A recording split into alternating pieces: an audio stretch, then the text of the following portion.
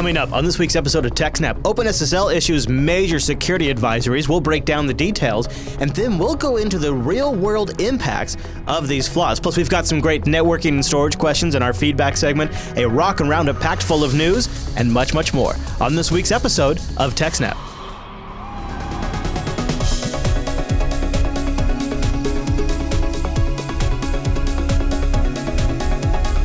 Hi, everyone, and welcome to TechSNAP. This is episode 256 of Jupiter Broadcasting's weekly Systems Network and Administration podcast. We stream this episode live on March 3rd, 2016. This episode is brought to you by our three fine sponsors, DigitalOcean, Ting, and IX Systems. I'll tell you more about those great sponsors as Lucky 256 goes on. Oh, and our live stream, that's powered by the incredible Scale Engine over at scaleengine.com. My name is Chris, and joining us every single week is our host, the admin, the tech, and the teacher, Mr. Alan Jude. Hello there, Alan. Hello. Hey, Chris, everybody. Thanks for watching. Hello, sir. So, Alan, a couple of things about today's episode are a little unusual. First of all, for some reason, I've been looking forward to the 256 episode. It is just kind of a special number, even though it just lands on a random date. I know. For some reason, I've been looking forward to that. But something else, for those people that are listening, I got to paint the scene really quick. So Alan is dialing in, of course. He's got his the Tetris lamp, which has reconfigured magically. And then next to the Tetris lamp, looks like perhaps a remote-controlled power strip. But I'm not sure, Alan. Yes. What is it exactly? Can you explain? Yes, this is, we're moving into a new co-location that has 240 volt power. So this meant we needed to replace our old APC PDUs that did 120 volt. We had some relatively small ones because when we started out, we had like a third of a rack or something, right? So one with like 8 power outlets was enough, right? And it had a Ethernet port, so you can SSH into it or go to a little website and turn each of the ports on and off so that you can reboot a server that's misbehaving. Yeah, sure. That's very handy when you're working remotely. Yeah, and what else do we do with it? Oh, it has a little screen on it where it outputs how many amps you're using, which is useful to know if you're getting close to blowing a breaker. Yeah, oh, nice. Yeah, so we had one of those in our first co-location, and it was nice. It was actually provided by the co-location people. So we're like, awesome. So when we moved, we're like, we bought 2 of those exact ones and stuck them in the rack. And we're like, yay, we're good. Mm-hmm. And eventually we added a third one because we had more equipment and we needed more ports. But for the new co-location, it's 240 volt power. And so it takes a different PDU because everything's different. And so we got this one, which is the AP8659NA3. But the big thing is that the outlets are different because, well, not specific to being 240 volt, but here, let me show you. Okay. Ooh, we get a show and tell. That's cool. So you can kind of see here. Yeah. You can see they actually look like the power things on the back of your computer. Yeah, they're the female version of the Molex, or not Molex, but the standard power so PC they power look like the one end of the cable you normally plug into the wall and then into the back of your computer. Yeah. So, so basically, if you've ever seen one of those power extension cables that you can use to make one of those cables longer, or the original use for those, if you remember back to really old computers, the power supply would have, the regular inlet, but it would also have an outlet of this type, which you could then daisy chain to your monitor. Yes. So your monitor would automatically turn off. Yeah, I remember that. Yeah. And so you wouldn't take all your outlets. Yeah. It's basically that type, although you can actually see here is one of the higher amperage version ones, which, instead of going up and down, they kind of go sideways. Right, the sideways plugs, yeah. Yeah, but basically it's a similar thing. And what's the LCD screen on there read out to you? Because that's kind of neat. So the LCD screen here, well, and that's I can see Ethernet on there and USB, it looks like. Yeah, so it's got Ethernet port and a USB port, a serial thing. Is that what the phone jack is? A serial? This is serial. Yeah. This is the network. This one is for a modular connector for temperature and humidity sensors. Cool. That you can hook up to it. And these two are actually more Ethernet ports where you can use it to daisy chain these together. So instead of needing one Ethernet cable to each one of your power bars, you plug one into the first one. Lovely. And then the first one into the second one, and the third one. And they basically all work together in one control interface that way. And you don't need a whole bunch of extra cabling. Right. Well, because, a lot of people, when they're adding these to a rack or something, they didn't really plan to have Ethernet. So they had one, it was fine, and they added a second one. Or they had 2 for A and B power, and they need a third one. It's like, and a fourth one. It's like, well, how are we going to get more cables in here? So how much does something like that cost? And is it prohibitive for doing a lot of them? Well, so this is a quite beefy one. It has 20 of the or 21 of the C14 outlets and 3 of these bigger ones. And brand new, it's in the $1,200 to $1,300 range. Now this is the beefiest one they have, or the most advanced one they have. Okay. So your basic one, power goes in the top, and it has no LCD, no Ethernet, whatever. It's just basically a giant power strip. That's the basic one. Then they have a metered one, which is the basic one, but you get a screen and it tells you the total power draw you're using. And when it tells you, obviously it tells you on the screen, but also like in a web UI too, I would imagine, right? It depends. We'll get to the web UI. Oh, okay. So there is some of them that have that. Yeah. So basic has nothing, and metered tells you how much it's using. And I think, yes, it does have a web interface, so you can monitor it remotely. Then you have a switched PDU. Oh. So that'll give you this metering, and through the interface with SSH or SNMP or web browser, you can turn each port on and off. Right? So that's a switched PDU. So if you want specific port control, that's called switched. Yes. And so that's what we had before. Now, this one is the very top of the line. It's the metered by port switched PDU. Ooh. So we get the power usage drop from everything we plug into it. That is very nice. Yes. So we'll be able to tell not only how much power we're using, but which machine is actually sucking up all the power. I wonder with that kind of information, if you could spot potential warnings or problems, like maybe a machine all of a sudden is pulling more power because its fans are kicked way up because something inside has failed. Working harder, or this machine isn't working hard enough. Yeah. What's really interesting is maybe graphing this information. Yeah. And seeing, does time of day usage actually affect our power draw, or is it kind of static all the time? What's available to you for? Is there any kind of facilities, or like SNMP or anything like that? SNMP is built in. Okay. We already have graphs of our older ones, so we assume that it will take very little effort to get graphing of this newer one. So historical data remains intact, Alan. Kind of, in a sense. We won't use the historical data because it's all going to be different. But. So I also kind of teased, but there's really a third reason why today's episode is kind of fun for us and kind of unique too. Is we're doing a double episode today because Alan, I don't know if I remember, but you're going to be leaving soon. Like you're going to be gone next week, right? On Monday and come back the following Monday for Asia BSDCon in Tokyo. Oh, that's one of the good ones. Yes, you're gonna get new gadgets, Alan. Come on, be honest. Yes, I'm going to get some more of those. And I'm going to get JT some more of those, and just in general get some more of those. So what's the big thing you're looking forward to in Asia BSDCon? Asia BSDCon 2016. Yeah, well, there's a whole bunch of stuff. One of them, so I get there on Tuesday night, and I'll meet up with some friends and have dinner. Mm-hmm. That'll be great. Mm-hmm. Wednesday, Chris Moore and I, and but sounds like it's going to be a giant group of other people, are going to go shopping. Oh, cool. Get the gadgets. Yes, normally I don't get excited if we're going shopping. No. But this particular case, lots of fun. Yeah. Thursday is the FreeBSD, first day of the FreeBSD Developer Summit, which I'll be doing that. Although in the evening, I will take a break from that and go to take a tutorial on using dtrace to debug FreeBSD. Oh, that's going to be fascinating. I would love to hear your thoughts on that when you get back. And then second day, more Dev Summit. And then splitting my time somehow between the tutorial and BeehiveCon, which is something we've done in Tokyo for the last 3 years about BSD hypervisor. Yeah. Although this year it will also include Zen on FreeBSD and VMM, the OpenBSD version of something like Beehive. Huh. I didn't realize. I mean, so what's the motivation to have Zen on FreeBSD when Beehive is getting so far along now? Is it just because there's so much out there market-wise? Zen kind of started a little bit before Beehive, I think, or before Beehive looked like it. Oh, you mean the port into FreeBSD? Yeah, because so for Zen it was, well, we already have the software, we just got to port it. It's not very much work. And there must be some market advantage to the fact that there's a lot of Zen installations out in the world that would mean moving to order. Like, do I want to use ZFS for my Zens? I'd assumed it was a Linux kernel level technology that would be very hard to move over. So apparently not. Yeah, I bet that'll be really interesting to go to. Yeah, so that's been working for a while. Actually, at FuzzDem, I saw live migration, suspend resume with ZFS snapshots, everything. Jeez Louise. It's fully integrated. The Sure. only thing that doesn't work on FreeBSD yet, I think, is hardware pass-through, and that's being worked on. Yeah.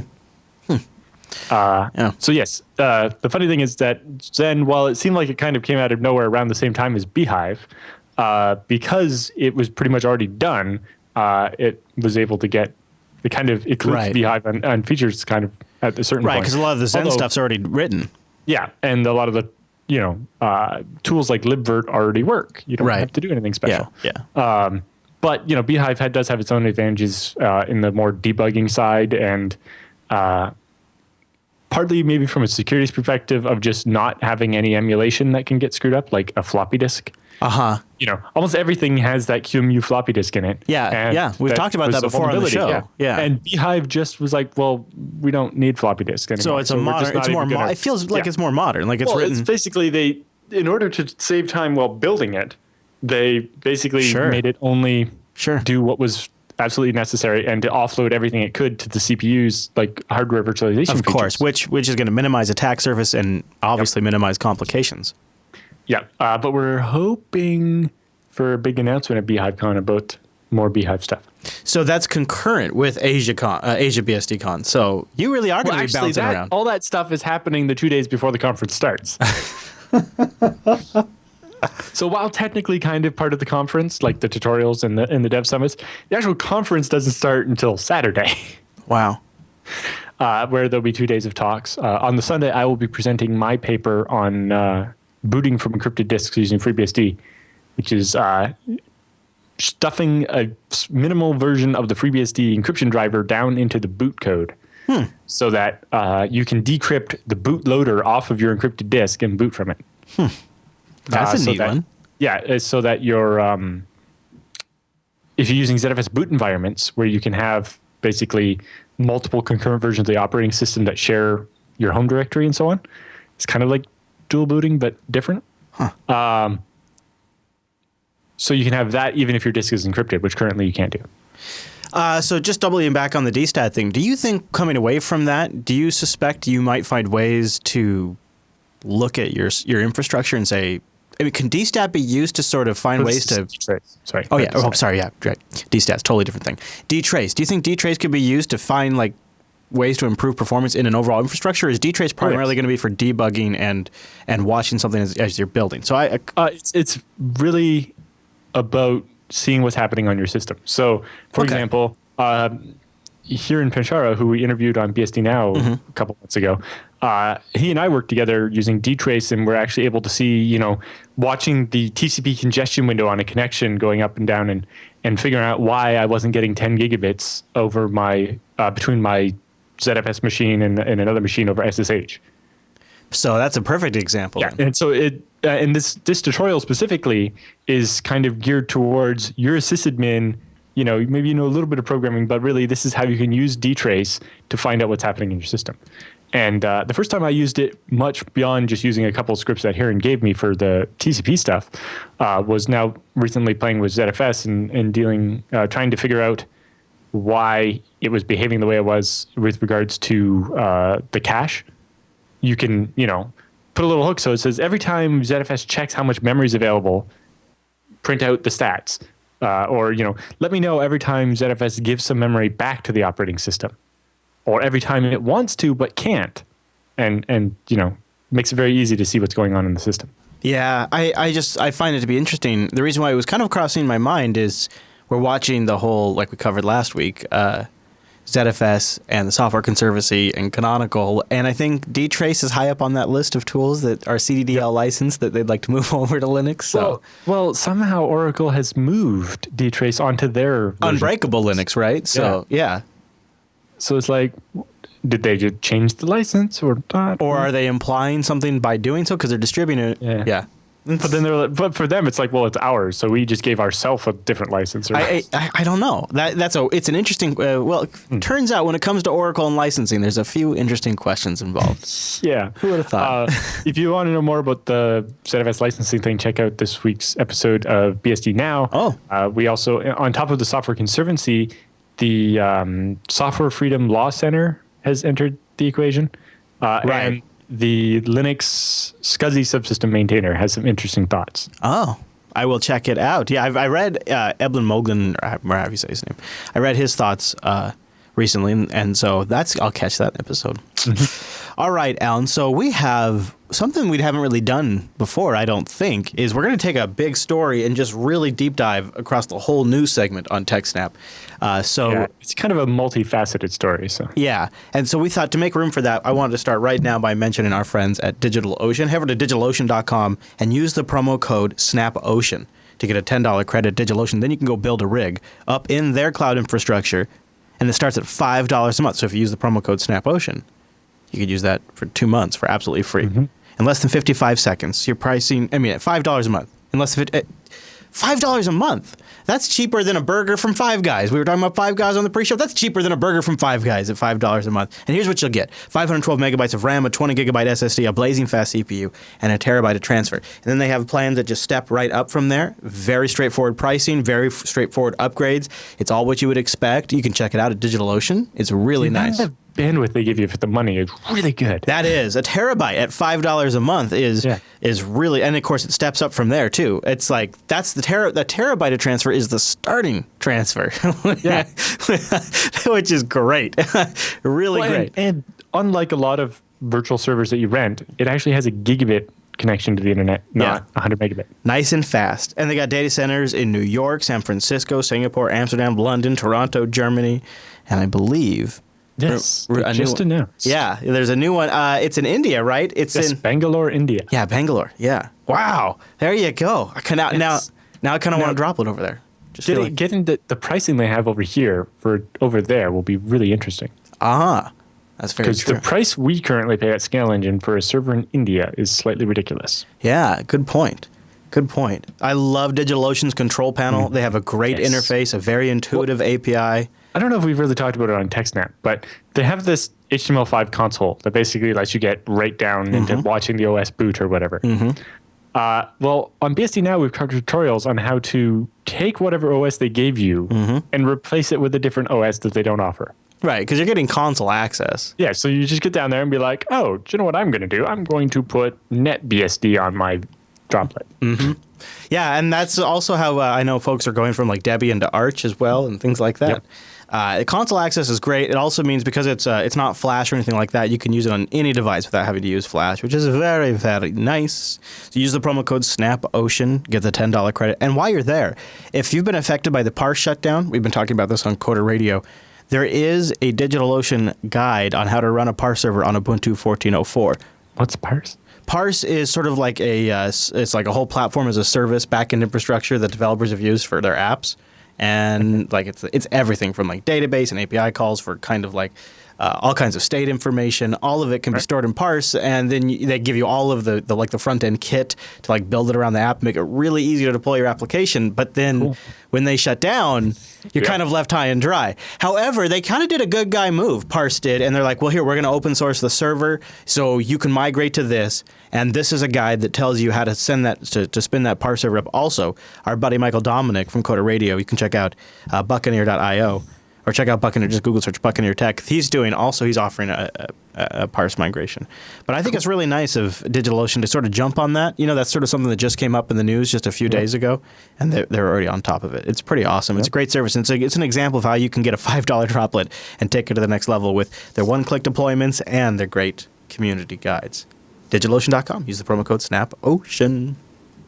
So we dropped, I think we dropped the notice either in the feedback segment or in the roundup last week. We're like, hey, there's going to be a big security update coming. You're going to need to patch your S. We don't know all the details yet, but prepare yourselves.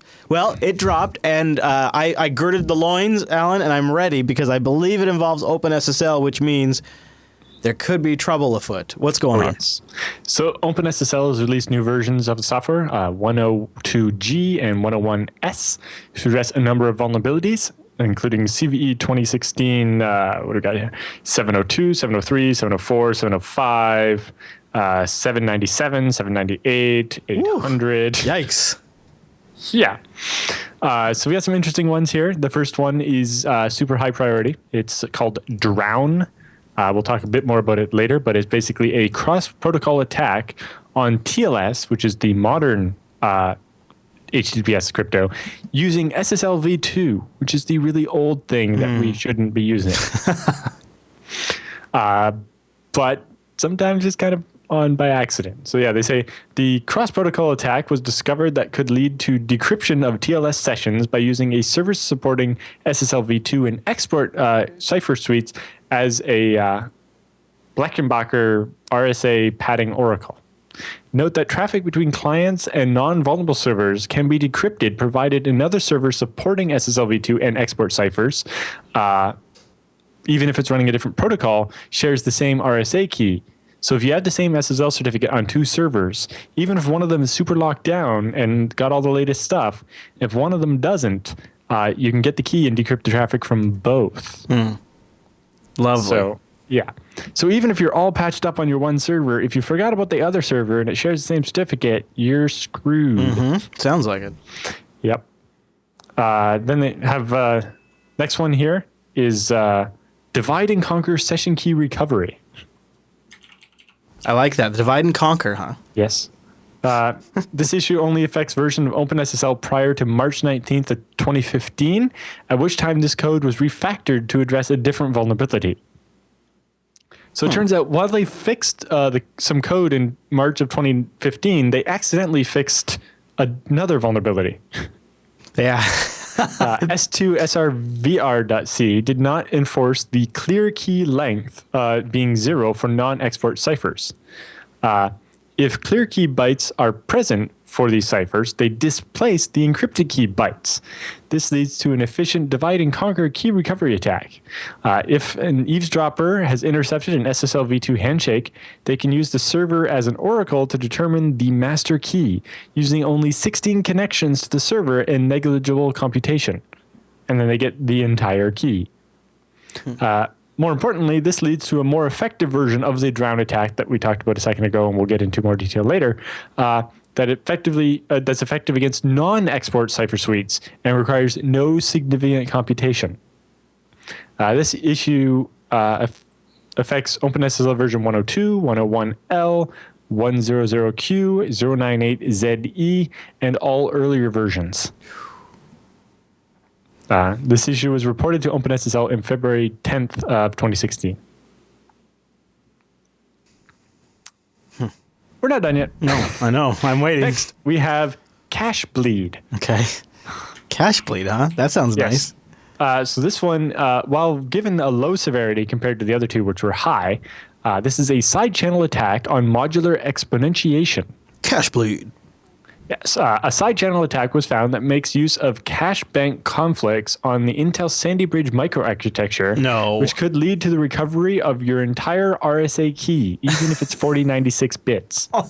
The ability to exploit this issue is limited as it relies on the attacker who has control of code in a thread running on the same hyper-threaded core as the victim thread, which is performing the decryptions. Okay. So they have to be on the same machine as you, although it's theoretically possible to do this with one VM attacking another VM on the same host, but maybe harder than on the same machine. Mitigations against this were added to 102G and 101S. And we'll get more into details of how that one actually works later in the show as well. And then we have a bunch of more moderate and low-end ones. The Bleckenbacher attack is in here.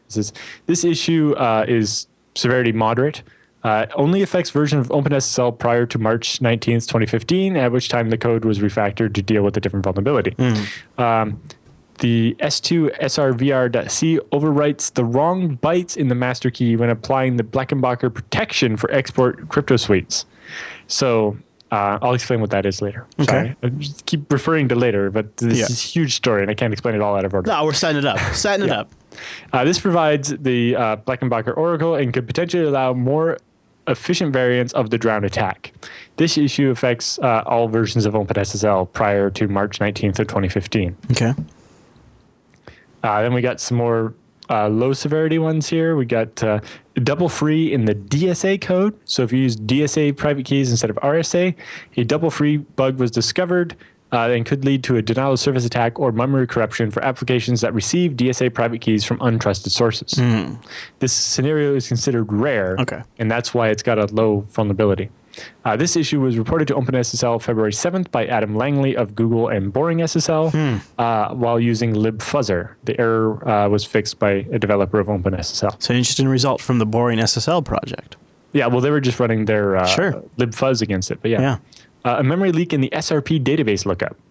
The SRP user database lookup method, SRP vbase get by user, has confusing memory management semantics.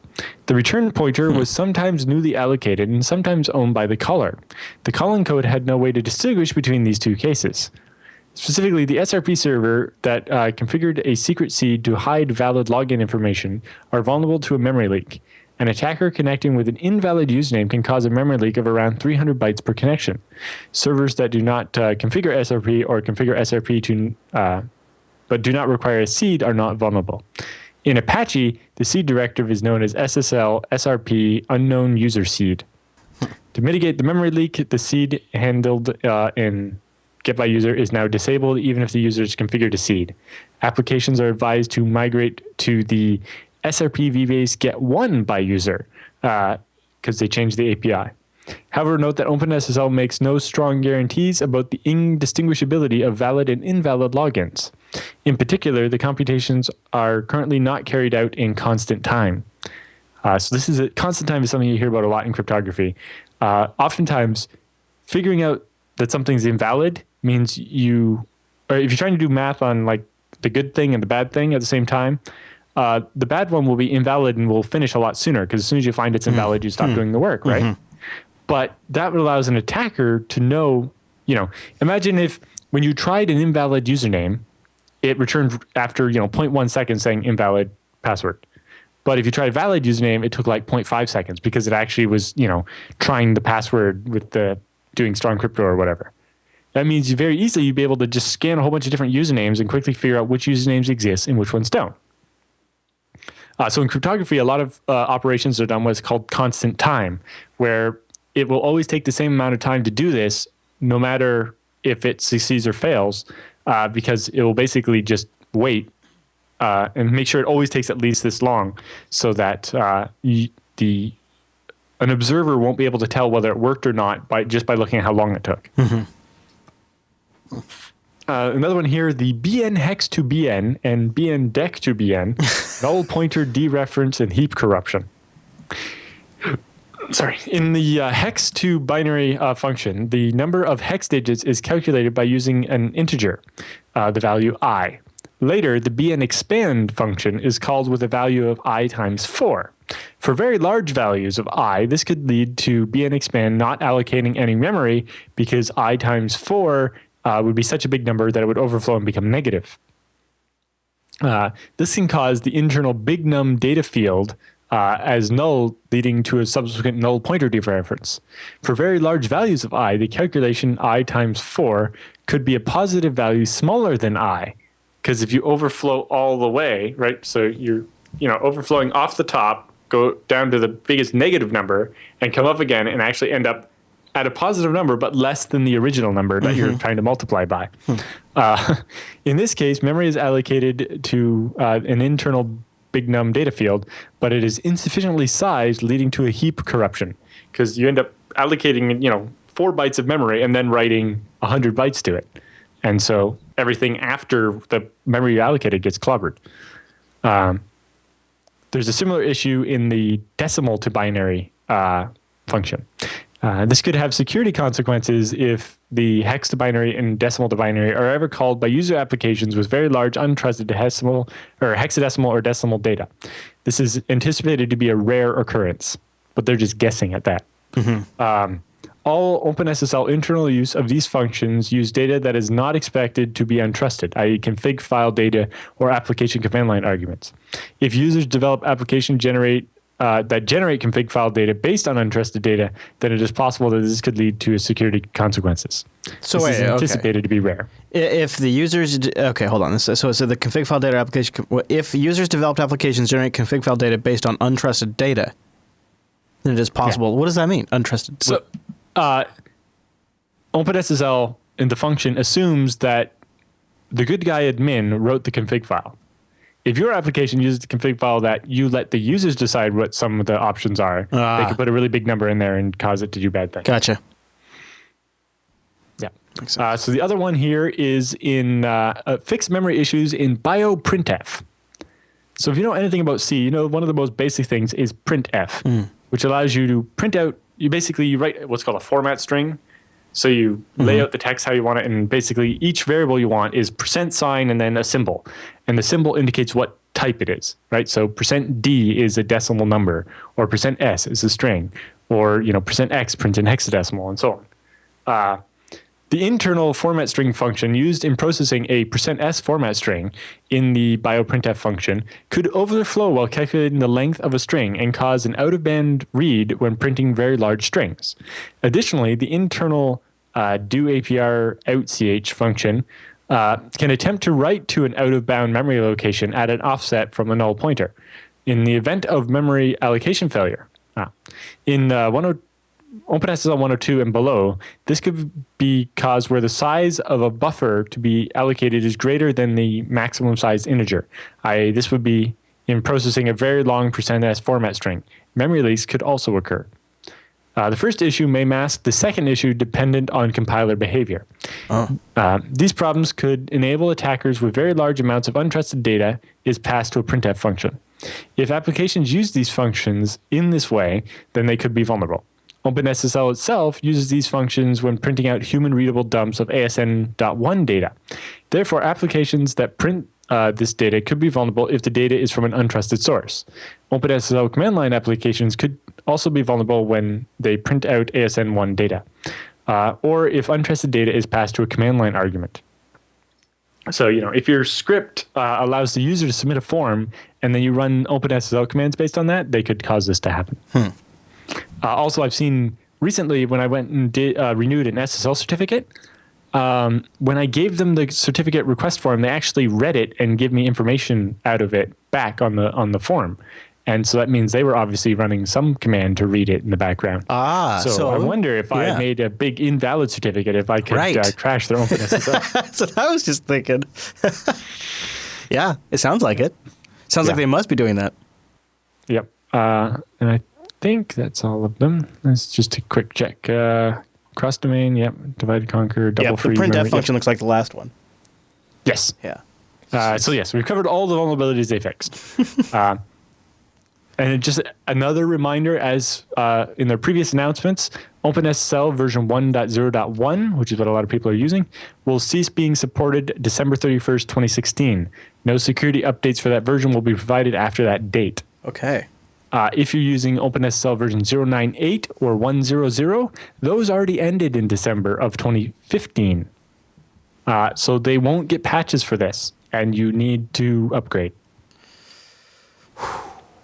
So that's the practical. That's what's been announced. Now we're going to talk about the implications and some of the broader impact of that. First, I want to mention our friends at Ting. So go to techsnap.ting.com to support this here show. This is a great mobile service if you're in the U.S.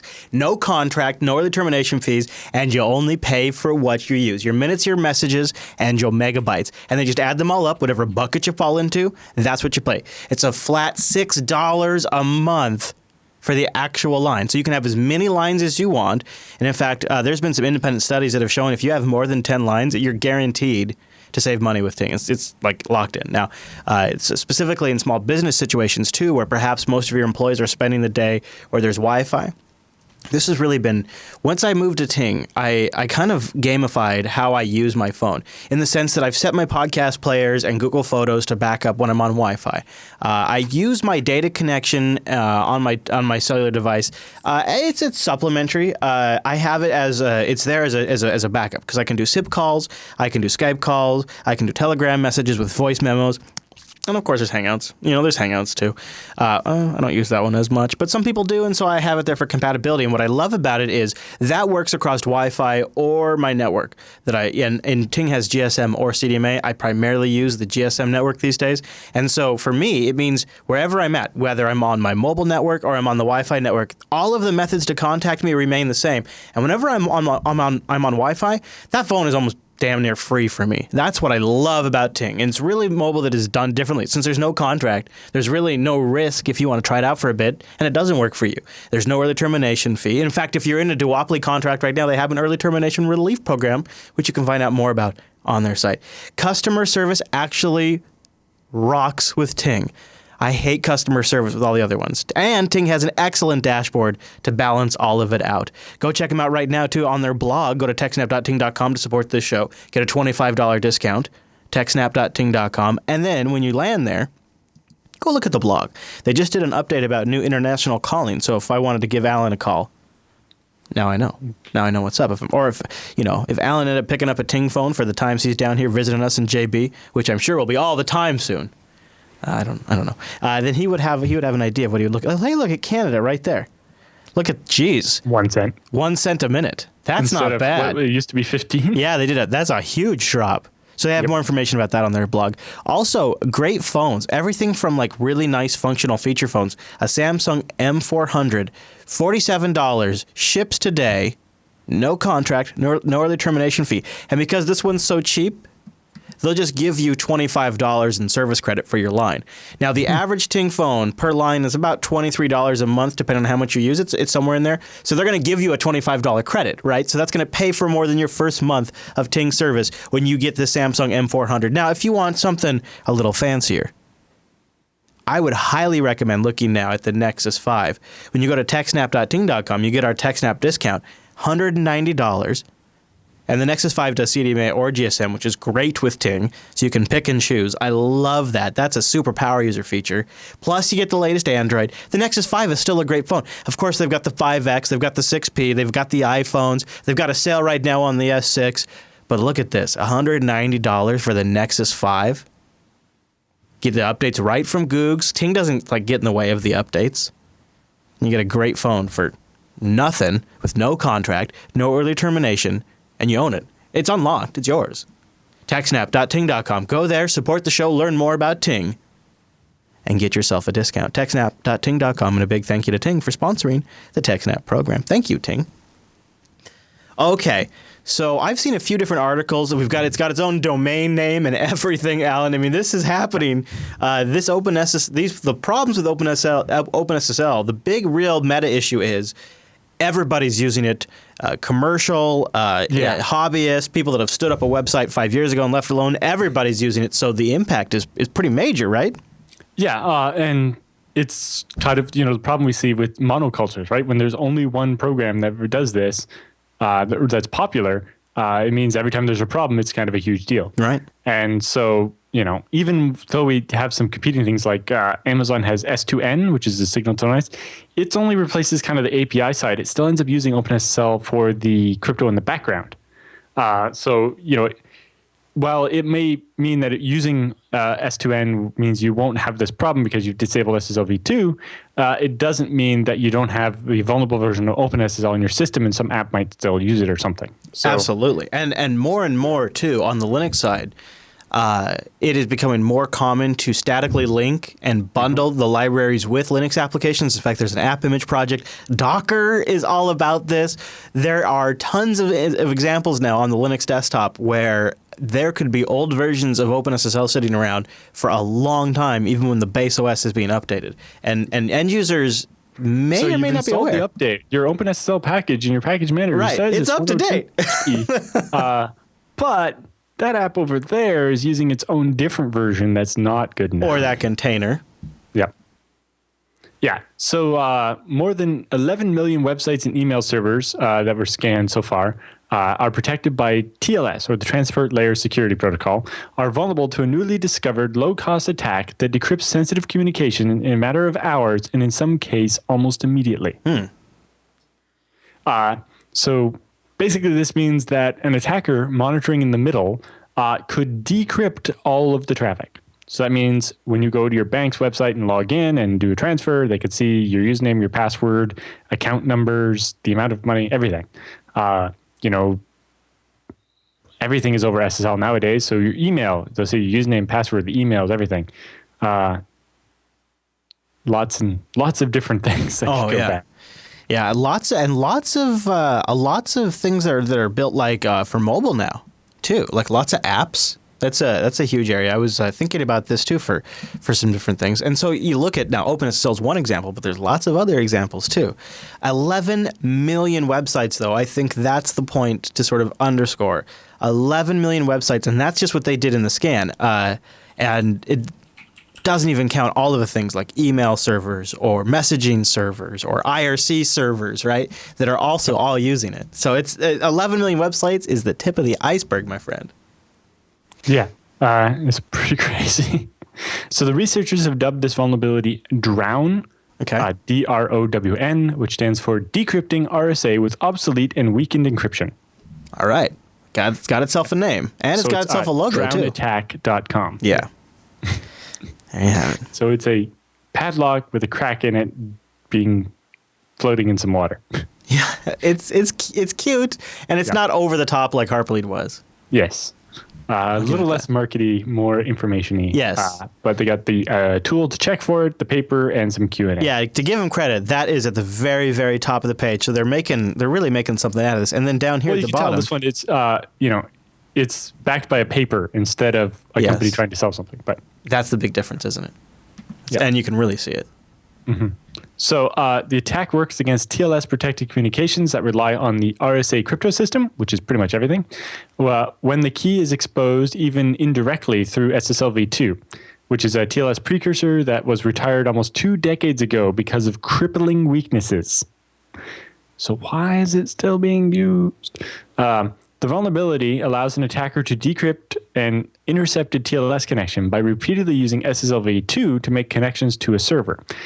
In this process, the attacker learns a few bits of information about the encryption key each time.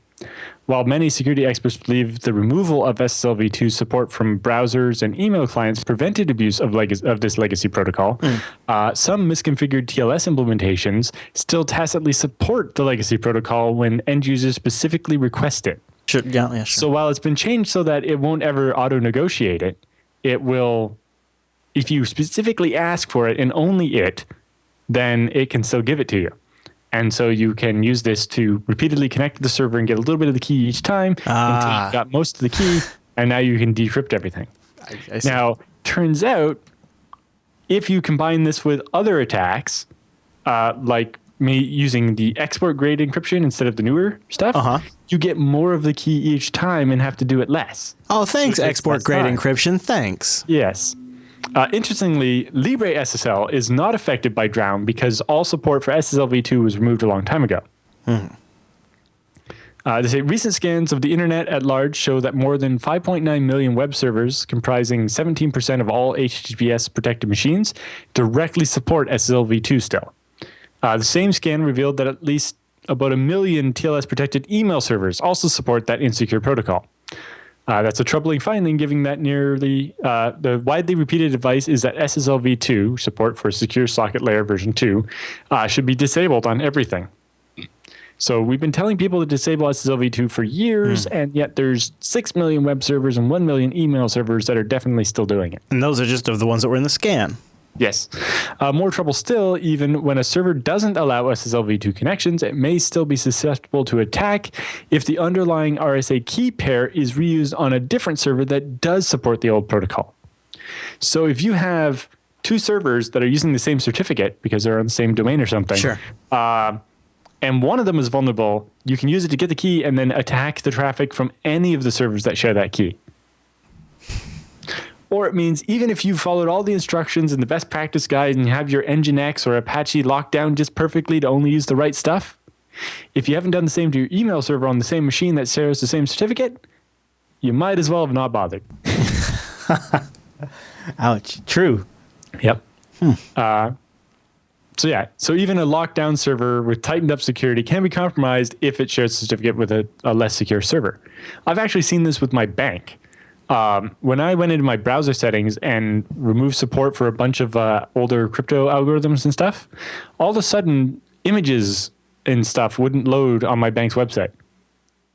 And it turns out that for that stuff, they were behind a load balancer that only supported some really old crypto. But because it was the same website, they had the same SSL or certificate, right? So if they haven't fixed that yet, it may be possible to use that to learn the private key and decrypt banking traffic. So Other interesting thing with this is, say you're the NSA and you've been recording traffic for the last couple of years, except for in the cases where people have used this perfect forward secrecy stuff, you can go back and decrypt all of the stuff that you've recorded over the years. Oh, well, isn't that super useful for certain people? Well, if you have the whole private key, then that's the end of it. And that's why we invented perfect forward secrecy, to avoid that thing. I can think of a few. I can think of a the few. The NSA, we think it's, we speculate, could have gone to Google and said, "Hey, give us all your private keys," and already done that to most of our traffic. But, yeah, I suppose so. They could, or they might not need to, or something like this. Yeah. So a website, for instance, that forbids SSLv2 may be vulnerable if the key is reused on an email server that allows SSLv2. How many people think to adjust the settings on their email server just to protect their web server? Not usually. Yeah, you're really, hopefully, if you're thinking about it, because the problem is, right, if they're the same domain. Yeah, they're going to have if it's all separate, in one box. What if it's separate servers but same domain? Yeah. Same certificate. Then then, yeah. Yeah. But it's like, you think on my machines now, it's like the web server has SSL, the email server has SSL, and I think there's 2 or 3 other services I might have configured with SSL. And while I've set the settings in all of them, each one's config file, I had to learn a completely different way to set what the options are.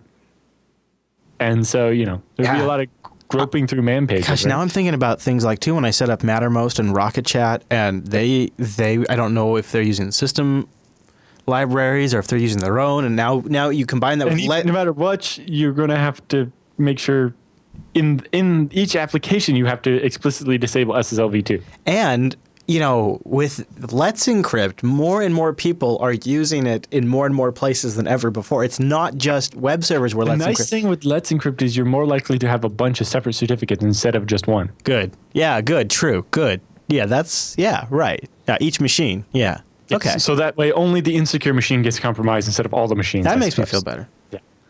So they say TLS security hit a new low last May with the discovery of Logjam, which we've talked about at length, a vulnerability caused by deliberately weakened cryptography that allowed eavesdroppers to read and modify data passing through tens of thousands of web servers and email servers. We know that because Logjam was caused by the old crypto export laws, which required weak cryptography if you were selling outside of the U.S. And they say it's pretty practical to perform the drown attack, because if you want to target certain websites and they're vulnerable, you can pretty much set up shop. The next thing you know, you have all of their secure connections, the passwords, and everything else. So Matthew Green, who's a cryptography expert at Johns Hopkins University, says, "It's amazing to me that we still find 1 or 2 of these vulnerabilities per year for protocols that are this old. We're going to stop using SSLv2 10 years ago, at least. This shouldn't keep happening. I kind of feel that we're not doing our jobs here." Yeah.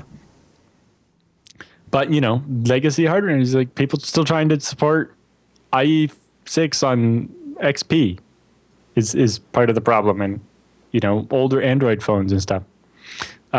Tuesday's OpenSSL update makes it impossible for an ordinary end user to enable SSLv2 without declaring explicit intent to do so. The patch also removes support for extremely weak 1990s era ciphers that are key to making the drown attack even faster. The weak ciphers were added to all SSL and TLS versions prior to the year 2000 as part of the US government's export regulations. Interestingly, Microsoft IIS version 7 and version 3.13 and above of the NSS crypto library from Mozilla all have SSLv2 disabled by default. Anyone using older versions of these programs should upgrade right now. So in this case, Microsoft had better security than OpenSSL. Well, again, like going back to what your top point was, not a monoculture, right? So you see variances and differences when somebody else has a different implementation. Yeah. And so, but cryptography is hard. So building something brand new to replace OpenSSL or to side by side with it would be a lot of work. To be fair, there's likely been flaws in Microsoft's implementation that have not been an issue in OpenSSL. So it's a give and take. It's obviously that's NSS, and there's some other commercial or quasi open source things like Polar SSL and a couple other ones that are maybe can go somewhere. And then there's GNU TLS, although we don't hear much about it. Apparently, it's not very good either. I don't know. But yeah. Yeah. Well, I mean, good for Microsoft. I mean, it's actually kind of a bit of a note here that they weren't. Well, importantly, I don't know what IIS version 7 means as far as Windows Server versions. I believe that would be Windows Server 2003 and onward, but I might be wrong. So that's Windows. That sounds too old. Yeah, maybe. But I think IIS 6. In 2003, we definitely were still using SSLv2 for stuff. Yeah, that's true. Maybe chat room could verify. Chat room could probably let us know as we move on. They say the most general drown attack exploits the 1990s era cryptography that was uses extremely weak 40-bit symmetric encryption, so software could comply with export restrictions. The attacker captures roughly 1,000 RSA key exchanges made between an end user and a vulnerable TLS server, and the connection can use any version of SSL or TLS. And to do that, including even the current TLS 1.2, as long as you're using the old export grade crypto. Why export grade crypto is still supported with TLS 1.2, I don't know. We should just, instead of calling it export grade crypto, we should call it intentionally compromised, intentionally weak crypto. Yes. The attacker then uses the intercepted RSA ciphertext to initiate several thousand SSL v2 connection attempts that include an instruction for the server to use 40-bit ciphers. The attacker then compares the ciphertext of up to the 2 to the power of 40 possibilities, and boom, done. Decrypting the TLS connection requires about 2 to the power of 50 computations, a task that is, worst case scenario, Amazon ET2 service can perform in about 8 hours for $440. The researchers also devised an alternative decryption method that uses a cluster of video cards and only takes 18 hours. Because, buying a couple of video cards is a lot cheaper than paying Amazon $440 every time you want to do it. So if you're going to do it in bulk, buy a couple of video cards. Sure, yeah. The researchers also devised a significantly more severe version of Drown that works against servers running versions of OpenSSL that haven't been patched since March 2015 for all the other secret stuff or the previous fixes. It allows attackers to decrypt the pre-master secret almost instantly. An attacker can use the technique to perform a man-in-the-middle attack that cryptographically impersonates a vulnerable server. Scans performed by the researchers show that a significant percentage of servers vulnerable to Drown are also susceptible to the more severe version of the exploit. Because if you're not patched, you're likely not been patched in a while. Right. You probably have bad patch management practice. Yeah, if you haven't disabled V2, then you probably are behind on your patches as well. The findings suggest that a surprisingly large number of OpenSSL users have yet to install the March 2015 update, which unknowingly fixed the vulnerabilities that make the attack more severe. So they say Drown is an extension of what cryptographers call the 1998 Bleckenbacher attack, named after Daniel Bleckenbacher, a Swiss cryptographer who discovered the underlying weakness in the PKCS #1 V1 encoding function. All right. While considered a seminal exploit for the mathematical insight it provided into cryptography, it wasn't considered especially practical in 1998 because it required attackers to make hundreds of thousands or millions of connections to the victim's server to compromise a single session key. Ironically, some of the Bleckenbacher countermeasures built into the SSLv2 protocol provided precisely the type of data required to carry out the so-called padding oracle attack that the Bleckenbacher exploit discovered in the first place. The Bleckenbacher defense, as it turned out, provided its own oracle that exposed TLS version 1.0 and later to a plain text recovery attack. So the mitigation against this attack in SSLv2 actually provided its own new attack. Yeah. Well, because if you remember from the patch notes earlier, I think it ended up they were zeroing out the wrong bits or something and messing it all up. The Drown research is notable not only because it requires many fewer queries to the server, but also because its cross-protocol nature allows attackers to exploit the SSLv2 weakness to defeat the separate SSL or TLS specification. The Drown findings are also significant because they were the first to identify the ineffectiveness of the Bleckenbacher countermeasures some 2 decades after they were added. So we added these countermeasures, and 20 years later, figured out they didn't actually work. Wow. Real-time follow-up, Blaster says that IIS 7 may have been Windows 2000 Server 8, which sounds about right. Yeah. So what is your takeaway, Alan? What's your takeaway on this? Well, CSO Online magazine has the best one saying, latest attack against TLS shows the pitfalls of intentionally weakening encryption. Yeah, no kidding, right? As much as the government wants us to include backdoors and encryption and so on, we just have this giant slew of reasons why last time we tried it, it didn't go so well and screwed us for 20 years. So what we're literally talking about on today's program is a perfect example of what happens when you try to create something like export grade encryption. Yes. If they hadn't done this and screwed us over 20 years ago, we wouldn't be having these problems right now. Intentionally compromised encryption, intentionally weakened encryption. And it's now today it's affecting us in ways like we talk about the websites and the email servers, but there's so many more areas and applications and services and things that are impacted by this. TLS is used for almost everything now. Yeah. A lot of backend communications for everything. Yep. Then now we get to the whole second attack. Okay. So that was just drown in the three exploits related to that. Okay. So the second major one here is called CacheBleed. CacheBleed. Well, this one requires local access to the machine, or possibly could work against other virtual machines on the same host machine as you, but that's not been proven yet. So it's much harder to pull off, but it could be quite disastrous if you do pull it off. So this is a timing attack on OpenSSL constant time RSA.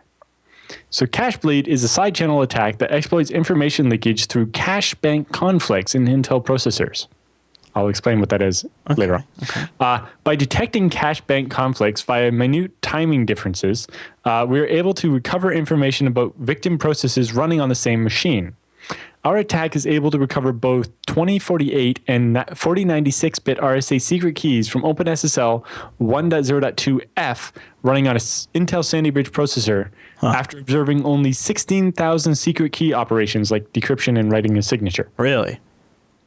This is despite the fact that OpenSSL's RSA implementation was carefully designed to be constant time in order to protect against cache-based and other side channel attacks.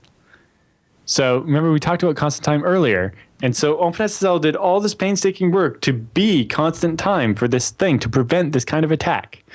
But it turns out the Intel processor, certain models actually provide their own timing thing. While the possibility of an attack based on cache bank conflicts has long been speculated, this is the first practical demonstration of such an attack. Intel's technical documentation described cache bank conflicts as early as 2004. However, they were not widely thought to be exploitable, and as a consequence, common cryptographic software developers have not implemented countermeasures to this attack. They say, we believe that all Sandy Bridge processors are vulnerable. Earlier microarchitectures like Nehalem and Core 2 may be vulnerable as well. So I guess they need to do testing there. Their attack code does not work on Intel Haswell processors and later because apparently the cache bank conflicts are no longer an issue because of changes by Intel. They say cache timing attacks exploit timing differences between accessing cache versus non-cache data. Since accessing cache data is faster, a program can check if its data is cached by measuring the amount of time it takes to get it back from the processor. In one form of a cache timing attack, the attacker fills the cache with their own data. When a victim that uses the same cache accesses their data, the victim's data is brought into the cache. Because the cache size is finite, loading the victim's data into the cache forces some of the attacker's data out of the cache. The attacker then checks which sections of its data remained in the cache and which ones didn't. By noticing, hey, this data was in the cache and it's gone now, that means it's been replaced by somebody else's. To facilitate access to the cache and allow concurrent access to the L1 cache, the Sandy Bridge processor cache lines are divided into multiple cache banks. On the processors that they tested, there are 16 banks, which are each 4 bytes wide. The cache uses bits 2 through 5 of the address to determine the bank that the memory location actually uses. In the Sandy Bridge microarchitecture, the cache can handle concurrent accesses to different banks. However, it cannot handle multiple concurrent accesses to the same cache bank. A cache bank conflict occurs when multiple requests to access memory in the same bank are issued at the same time. In the case of a conflict, one of the conflicting requests is served immediately, whereas the others are delayed until the cache bank is available. So by causing them to go into the same bank at the same time, you can figure out whether you're accessing the same data as the victim. And then by continually doing that and guessing, you can eventually get most of their key back. Okay. The main operation OpenSSL performs when decrypting or signing using RSA is modular exponentiation. So that's you calculate C to the power of D and then modulus N. So let's divide it by N and calculate the remainder, where D is the private key. So modular exponentiation is where you take C exponent to the power of D and then modulus it by N. To compute a modular exponentiation, OpenSSL repeatedly performs 5 squaring operations followed by 1 multiplication. The multiplier in the multiplication is one of 32 possible values. All the numbers involved in these operations are half the size of the key. So if it's a 2048-bit RSA key, the numbers are 1024 bits long. Knowing which multiplier is used in each multiplication reveals the secret exponent, which is and with it the private key. Past caching time attacks against OpenSSL and GNU-PG or GPG recover the multipliers by monitoring the cache lines in which the multipliers are stored.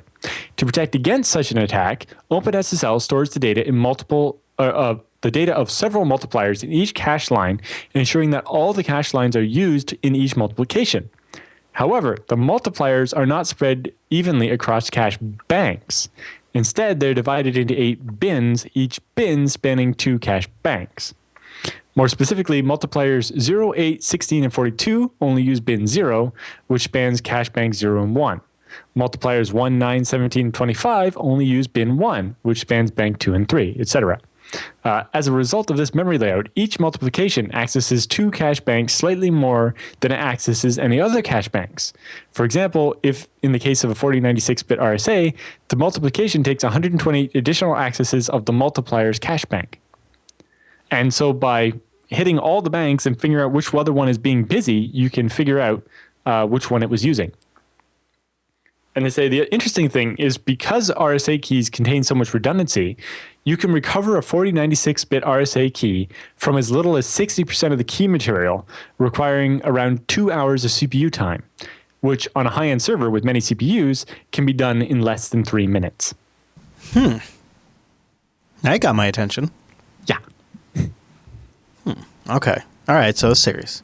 They're saying like so here they did on a Xeon E5 2430 processor. Yes, which is a weird, that's not a very popular, that was a very early Sandy Bridge Xeon, I think, because almost everything is E26 something. I think those one might be the one, no, they're not the one CPU either. I think they were just a very, very early generation, I guess. You know, Intel changed their model numbers after that. I don't know what it indicates is missing from versus like a 2620 or something like that. Wow, so this is quite the story. Yeah. So we have they have like 4 pages show notes on that. So yeah, so don't worry, it's all in the show notes. Yeah, and we have the websites linked as well. Has even more, and like you were showing a bunch of great diagrams of it, which help you understand it. Yeah, if you're listening and you want to recover this, the video version might help make a little more sense too. Yeah, but Ars Technica has lots of good coverage on it, including interviews with cryptographers. They ask questions about it. But both of these also have FAQs to give you just the information you want, or they both also have full papers if you want to read the whole academic nitty-gritty on it. Yeah. So no matter what level of detail you need about it, all the details are in the show notes. Wow, Alan. Well, thank you very much for summarizing that, because that was more than I was able to wrap my head around, but you've broke it down very straightforward, so I apprate that. All right, let me tell you most importantly, update your OpenSSL. Yeah, go patch your S. Yes. Yeah. And make sure you kill off SSL v2 in everything. Yeah. Arch Uber Valley says that that whole 3-hour thing got his attention as well. Yeah. Don't worry, Sweet Lou. He says he's a little tired for the math. Alan has it all broken down in the show notes. The big one is how a high-end server can do it in 3 minutes. Yeah, 3 minutes. Woo! Yikes. But that's after you've already got 60% of the key, you can brute force the rest in 3 minutes. Yeah. You know where you get that high-end server? IX Systems. Go to ixsystems.com/TechSNAP. Go grab a rig powered by those incredible Intel processors. Now, that's where you get the new model Intel CPUs that are packed full of goodies. And Intel... My Sandy Bridge is awesome. Yeah, I actually got I got a laptop right here that's got Skylake in it. I got a brand new Skylake. Sorry, that's right. I got a Skylake Xeon. Ooh, okay, all right. All right, fine. You win. I'm pretty happy, though. I'm pretty happy. So check out IX Systems. They build systems from like the super high end down to really something you could use at home or your small business. They are the folks behind FreeNAS and projects like that you might just love. And they have been working with open source technologies on their hardware really since before the .com bust. So if you remember the .com bust, then you know how old IX is. They've been around for a while. Originally, if you go, there's a history thing on their blog, and if you go all the way back, they are spun off from BSDI, the company that made the first commercial version of BSD. Okay. BSDI. And now... all the way back to before it was called open source. There you go. Yeah, wow.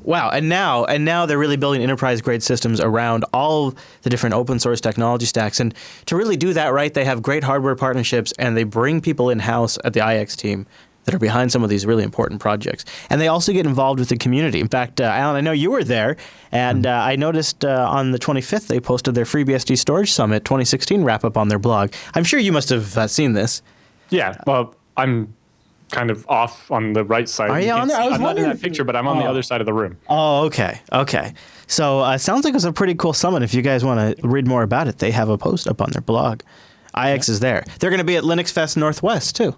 Of course. I think they're going to be rocking the FreeBSD booth as well. Yep. And you know what? I'll be honest with you. They're advocates. And whatever your open source workload is, FreeBSD, Linux, ZFS, of course. Yeah. If you want to buy one of those video card rigs to break some of this SSL stuff, I know for a fact that they can do that. There you go. Go check them out. Just do us a favor by going to ixsystems.com/TechSNAP. That lets you know you heard about it here. But also, if you need to sort of grease the wheel up the chain of command, as it were, they do have a white paper that you might be interested in. It's pretty well put together. Yes. But basically, if you can just show someone the price difference between an IX thing and a Dell or an HP or like an EMC or a NetApp, I would be like, well, we could have 3 or we could have 1. It's like, well, 3 is better redundancy. Well, no, there's that too. And also just, you have a conversation with them from an engineering standpoint, and it's obvious too. So yes. When you talk to the people there, it's just, wow, this is so different than I was expecting by calling. Yeah, it's a huge difference, and it's the peace of mind you need. ixsystems.com/TechSNAP. So, Alan, you dropped the hint bomb earlier, but I believe rumor has it there's a brand new BSD now behind the chalkboard, episode 131. Yes, interviewing a sysadmin from a school board in Oregon. Oh, cool. And how they use FreeNAS for all their storage. Cool. And that's also where there's some updated chatter about GPL violations regarding ZFS and Linux. So if people are interested in that particular topic, check out that episode of the BSD Now show. You can find episode 131. It's out right now. You go download it, and by the time this show's done, you can have another high-definition version of Alan Jude for your face. It's perfect because we're about halfway through the TechSNAP show. All right. Well, now with the news all done, that means it's time for the TechSNAP feedback.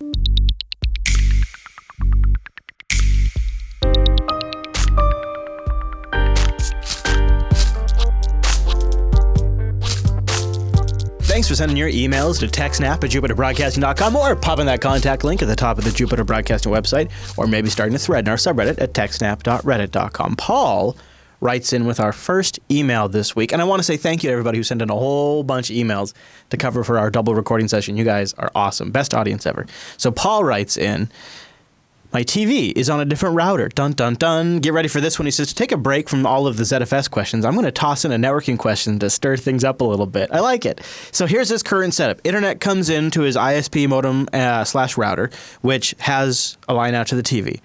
Then from his router goes to his network which is like a switch or a hub, which goes out to his computers. He says, I have 2 TVs which have to be connected to the ISP's modem or router all in one box so that I can watch their TV, their IPTV service. I cannot access my network from my TV, so I cannot stream from my devices from my network to my TV. Wow. That's a major bummer, Paul. I was also thinking about using pfSense, but I think this won't solve my problem with pfSense. Is there any solution where I could access my network resources from my TVs? By the way, he loves to listen to your ZFS elaborations, but this time a network answer would be nice. Thanks for the show. Yes. So in general, you should be able to make this work, yes. So I'm assuming that your router has an IP address in the subnet from the ISP's modem router, and so on. So on both your router and the ISP's modem router, you need to configure static routes, although almost all of the routers will let you do this. So on the ISP's router, you say, in order to get to your, like, let's just say the modem uses 192.168 and my router uses 10.0.0.1 or whatever, right? So on the ISP's modem, you say, in order to get to the 10.0.0.1 or 10.0.0.0 subnet, with a subnet mask of 255.255.250 or whatever, you need to forward the packet to the 192.168, the outside IP address of my router. So that way, when the TV is trying to access something on the ISP's network, it routes one way, going anywhere else, it routes another way. Yeah, because by default, every attempt your TV has to connect to your internal network is going to be routed out to the internet where it's going to get dropped. Whereas once you add the static route to your ISP's modem router, it will say, oh, you're actually looking for the computers behind this other router. Let me send the packet off to that router that actually knows how to get there. Then your router may or may not need a static route saying, hey, to get to the subnet of the ISP's modem router, you need to go back. But it probably actually won't, because your router's default gateway is back to the ISP's modem router. Okay, wow. So that actually would work assuming he can get access to the routing table on his ISP's router. Which almost all of them in the little web interface will let you add up to like 10 static routes or something. So I feel like I should voice what I think everybody watching is probably thinking is get a Chromecast or a Apple TV or an XBMC or a Kodi Raspberry Pi, hang that off your HDMI port and put that on your main network. Don't use the built-in smart TV functions anyways, because they're not going to be supported in a year. Well, most of them are just using DLNA, and they can access the Samba share. That is true. Or, if you have a Plex. But do you follow what I'm saying? Like, the solution might be just to hang a very cheap, simple device off an HDMI port and put that on your LAN. I like your solution, though. I mean, you actually did solve the problem. If he has access to the routing table, he could do that. I can go in there and add a line and click around on the web interface for a second, and all of a sudden the two networks can see each other. All right, but follow me. So now just follow me. If he has a Chromecast, say $35, puts a Chromecast on there, puts Plex on there, he could connect that to a Plex media server sitting on top of a massive ZFS pool, right? So we could still work ZFS into the answer of this question. To solve his problem, he needs to get a Chromecast and then go get a FreeNAS server, set up a ZFS pool, and just stream on his local LAN that way. Boom, ZFS solves the networking problem. You're welcome. Yeah, but he can use the ZFS he already has if he just adds the static routing thing. And he doesn't have to buy a Chromecast. And, a Chromecast is just as likely to break as the built-in TV. I'm just saying, like... And yes, Wi-Fi sucks. So going over the existing Ethernet connection will probably be better. I'm not a huge Chromecast fan anyways. That might be there could be a way if you just change your perspective to fix this problem. I was trying to answer it with ZFS, to be honest with you. Okay, but that's a good answer, really, is adjust the routing table, and that should work. So Stuart writes in with a question about, speaking of ZFS, migrating from ext4, and he wants to talk about fast read, too. So he writes in, hello, thanks for the awesome show. You've got me interested in ZFS enough to consider how I would build my own home file server. I have 2 questions, and I would like your help with. Firstly, I currently have a fair amount of data on a bunch of extended 4 formatted drives. The important data is backed up, but there's no redundancy. I was considering building a new server and buying drives to match the ones I already have, so I would buy a new 4 terabyte drive to match the current one. Initially set up ZFS mirror 1 deep using the new drive, then copy the data on the old drive to the new ZFS pool, and then add the old drive to the mirror, making it 2 deep. Mm-hmm. Firstly, that's a very reasonable way to do it. Is this the best approach? Okay. And secondly, if FreeNAS and FreeBSD don't, as it appeared when I was researching this, support reading from my old extended 4 drive, what's the best way to do this copy? Well, FreeBSD has support for reading from ext2, which is read-only compatible with ext4, right? I had that impression. Yeah, oh, yeah. Read-only, yes. Yeah. Yes. So you can mount ext4 by ignoring all the journals and stuff just pretending it's ext2. I've never and it should personally just copy it. I've never personally gone beyond extended 3. I've done a 3 as a 2 in college. Yeah. We were taught to do that if 3 didn't and that work. was a big deal when 3 came out.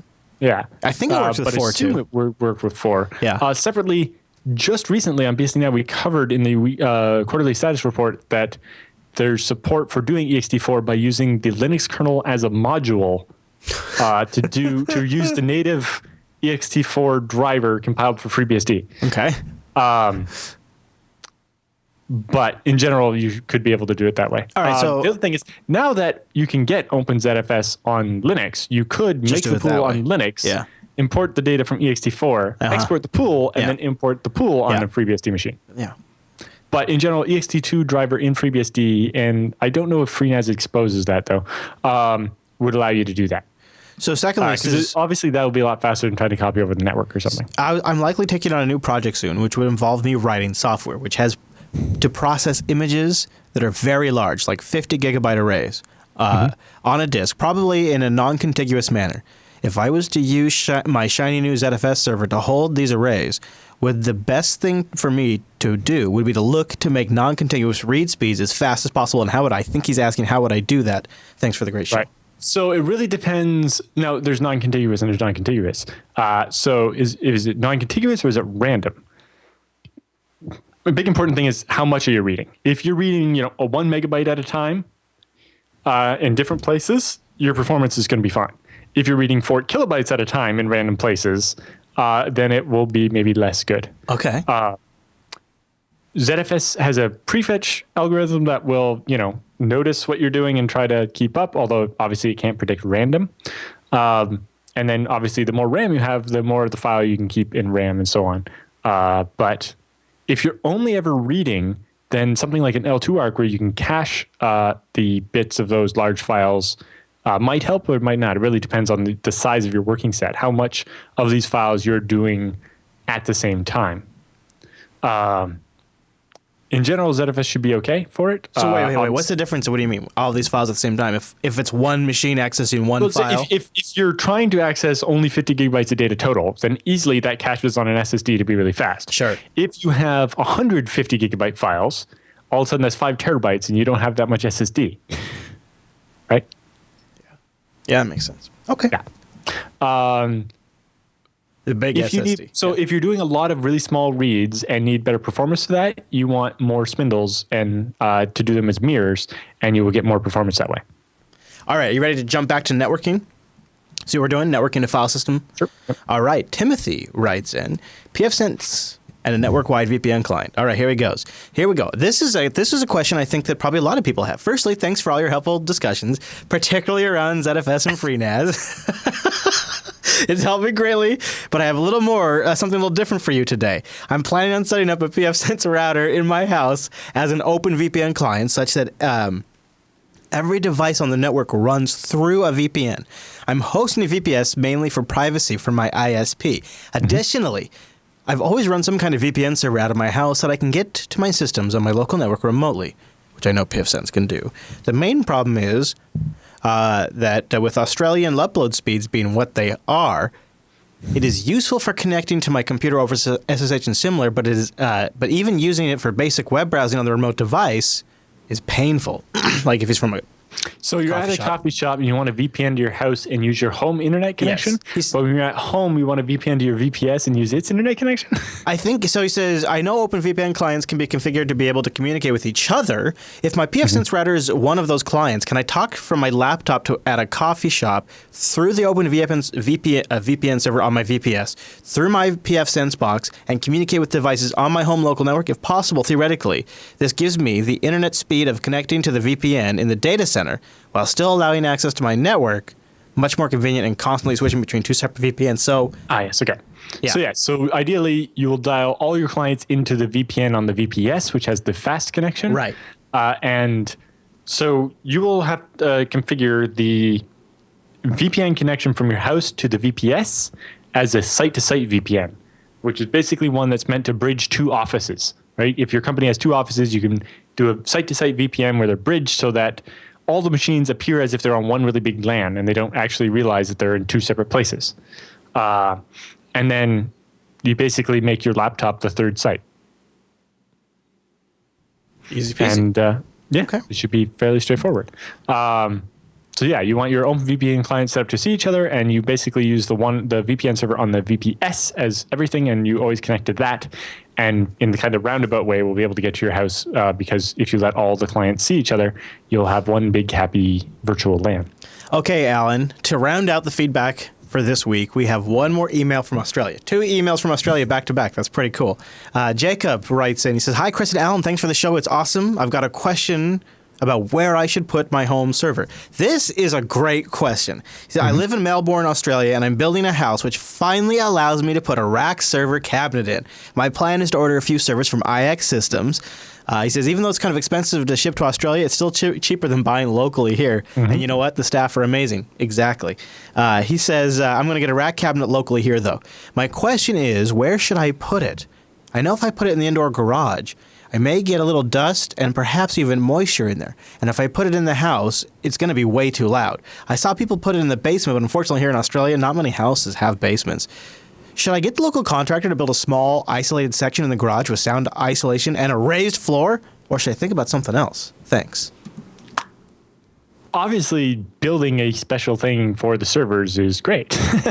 For me, I used a spare bedroom, although it happens to be in the basement. And I found that most of the fan noise, because of the high frequency, doesn't go through walls and doors. So it's fairly good for that. The disadvantage of building a very small, just enclosing the cabinet, is making sure you have enough ventilation. You have to cool there. it. Yeah.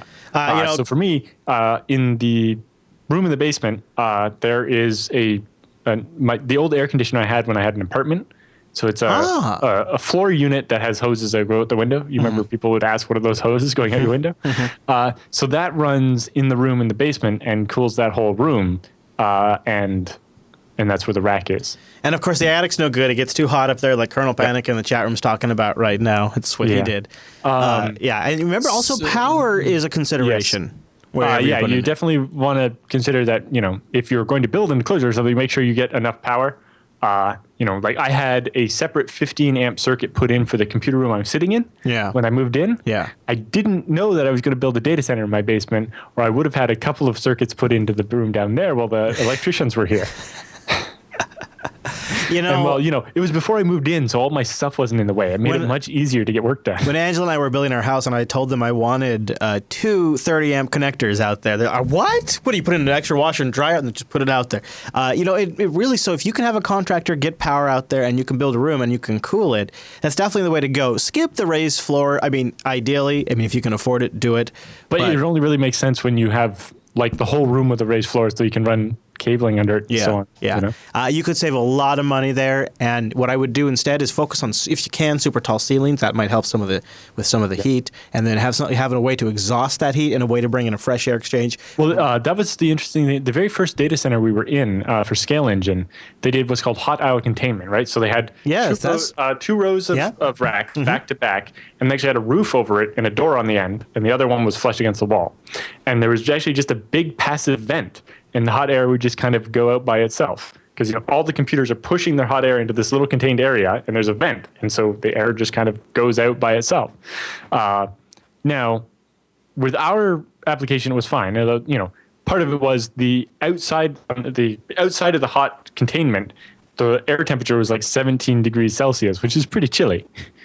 Although with the higher density servers at the second pod that they had to add some extra stuff to push the air out, because there were so many servers. A lot of one-use servers pumping out a lot of heat. So I guess I would say just consider that. And remember, you can also talk to IX about some of the specifics here, and they can work with you on that too. So when I first got my server from IX, it by default comes with the fan set to full chat, and that's loud. But if you go into the IPMI, you can be like, hey, fans to optimal, and they will adjust based on temperature. And all of a sudden, they were much less ridiculous. Last but not least, the other nice thing about building your own space is you have a little more control over the networking situation over there. You even have the opportunity potentially to mount a patch panel if you want. And I don't know how much work you have. I don't know how much of this work you can do yourself to save money. But that, for servers, I guess here's what I want to say is if you're going to host your own servers in your house, build it the best you can, so that way you don't get caught when you're busy. When life gets busy and something's going on and you don't have time for a server outage, you don't have time for this particular problem, you just need this damn thing to work, build it so that doesn't happen to you, because these kinds of things will just sit there for a while until you can get around to fixing them. In the meantime, maybe you can't watch television, or XYZ doesn't work, or nothing in your house gets an IP address. These kinds of problems, or DNS is broken, and of course it's on you to fix it, and of course you're busy, or you just got home fixing stuff all day long, and the last thing you want to do is figure out why your DNS server isn't working. So build it in a way that prevents any of that kind of stuff you can control from happening. Overheating, networking issues. So having its own space is nice. That is a really great way to go if you can afford it. Yeah. So for me, when the electricians were here, I had them basically put a 10 gig Ethernet jack into every room. Yeah. Which included the room in the basement, which is fine. And then when I put a rack in there, it's like, well, I don't actually have 10 gig equipment yet, so all the 10 gig ports are just 1 gig. And so 1 gig into the server room is probably not enough when I have a 1 gig internet connection. Right.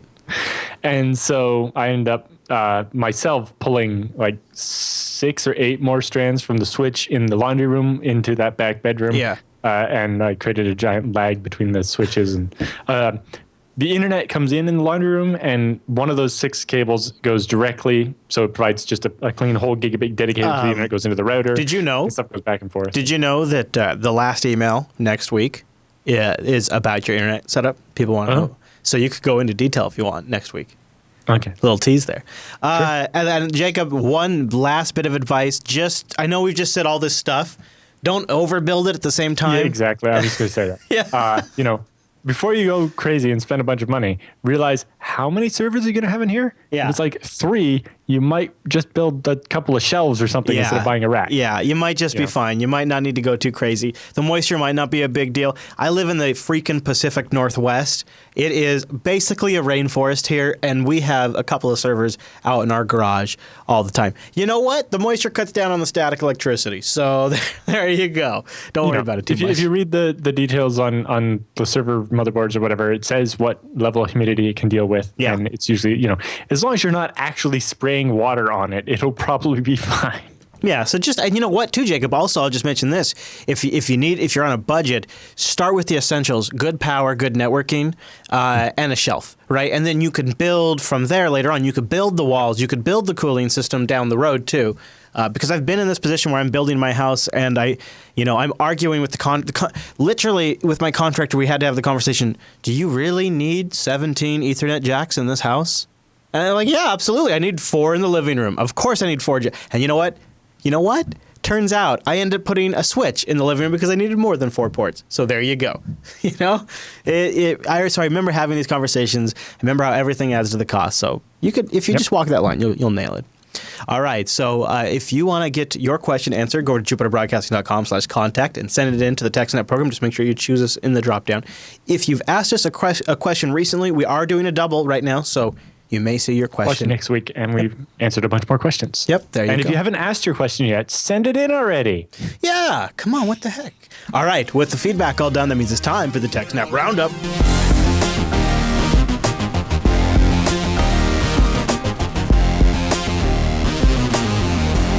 Welcome to the TechSNAP Roundup. Yeah, that's what that crazy music means. Now, the Roundup are stories that just didn't quite fit at the top of the show, but we still want to talk about them and give you some links to read even more on your own after the show is all over. And some of these stories that we've slipped in here, just like, sneaky like here and there, they came from our subreddit, techsnap.reddit.com. Like the first one that I submitted to the subreddit this week. Former Google CEO Eric Schmidt, to head a new Pentagon Innovation Board. Eric Schmidt, the former chief executive officer of Google, will head a new Pentagon advisory board aimed at bringing Silicon Valley's innovation and best practices to the U.S. military. according to Defense Secretary Ash Carter on Wednesday. What, you're laughing, Alan? You're laughing. Because this is how it works. When you say Silicon Valley now, you're mostly talking about ridiculous startups and just Hype. Silly things. Yeah. VC funding. Yeah. Garage, starting your garage. Wars. Yeah.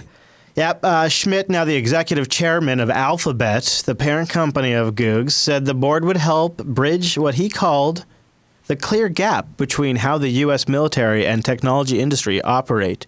Schmidt told but see, in Silicon Valley, it's all about iterate, throw out the old technology. Yeah. Which really doesn't work with the military, where it's like, well, we can't replace stuff every 19 months or something like that, right? Yeah. Schmidt told reporters that he has a list of possible members. He's got a list, Alan, but he hasn't contacted them yet. The Pentagon said their first meeting could take place as early as April. So, you know how people say Google is sometimes creepy? You know what really creeps me out about Google? Mm-hmm. Eric Schmidt. That's what creeps me out about Google is Eric Schmidt. Why is that? Eric Schmidt, when he stepped down as the head guy, he was the federal government liaison, which a lot of things changed since then. And now this is weird. He's written books about this, about the future of corporations and how they should adopt the Google model. He's just kind of a weird guy. And in some of the interviews he's done, he's had really weird, uncomfortable answers he's given that. I don't know. I think if people actually looked into him, they'd find him to be a pretty surprising character. So it's kind of odd that he's going to be consulting for the Pentagon. Yeah. All right, Alan, so tell me about this one, CV 2016-0051. So this is a link to a GitHub repo where this guy has a proof of concept to exploit this Microsoft vulnerability that's been patched. But if it hasn't been patched yet, you can watch how he can just sit here and crash these various versions of Windows. Yeah, so he caused this thing to do a little blue screen of death, doesn't he? Yep. Nice. So it's up on GitHub, so go check that out. Well, it looks like the one exploit there, he managed to actually give himself he can get to start a program. Yeah, he can get system level privileges. Yeah, and that's even including on Windows 10 64-bit. So there you go. There you go. I think it was on Windows 10 it BSODs instead of starting calculator. Yeah, but either way.